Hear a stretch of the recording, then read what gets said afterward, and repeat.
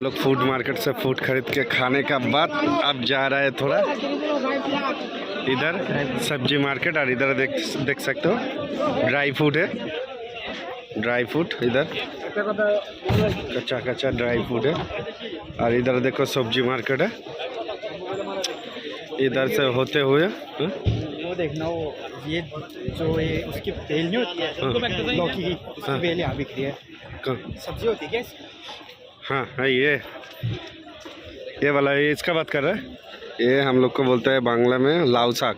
लौकी की बेल है। हाँ, और अरे बोलता है लौकी की बेल। लाउ शाकेर चिंगड़ी माछ দিয়ে সুন্দর করে করলে খুব ভালো লাগে খেতে, দেখতেই পারছেন। तो ওখান থেকে सभी এখানে फूड मार्केट फूड मछली मार्केट सब पास में है। इधर कपड़ा मार्केट घुस गया, 1 रुपया में फूड खा के मैं पेट भर गया।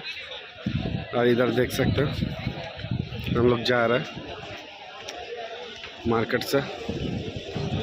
और ऐसे वीडियो देखने अच्छा लगे तो शेयर और लाइक कर